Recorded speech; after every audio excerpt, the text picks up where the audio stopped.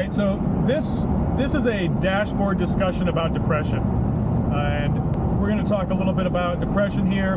You guys can put down in the comments how depression works for you. I'll talk about how it works for me. I'm gonna get out here and get a little vulnerable on this YouTube channel and say that, you know, that I have seasonal depression, you know, where I get sad when it gets these shorter months where it gets darker. I tend to get more depressed because I'm not getting as much sunlight.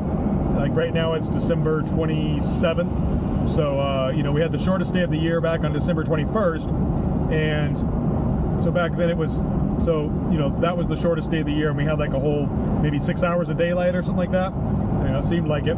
You know, it got like the sun was actually setting at about 4 o'clock in the afternoon here in Salem, Oregon. And my depression, what it really feels like it's more of the zombie type of depression, where I can just have to get through my day, and it also seems like nothing is interesting. Like everything is just so painfully boring, and that's extremely hard for somebody like me who has ADHD and is constantly looking for novelty, looking for something new. And I think a lot of it stems from the fact that with ADHD, you know, you tend to just go through life looking for that next dopamine release. So you're constantly looking for the next dopamine release, and you're just, damn, I gotta get this next dopamine, bam, I gotta get more dopamine, and you're over and over again trying for more dopamine. So you're just constantly, like, your creativity is peaking, and you're trying to create that next dopamine rush. So you manage to do it, you manage to create another dopamine rush and another dopamine rush, until finally you basically just don't have any more dopamine. So then you run out of dopamine, and then you're gonna be depressed for, you know, it could be a day, could be a couple weeks, or a couple of days or whatever, until your body is able to refuel that dopamine.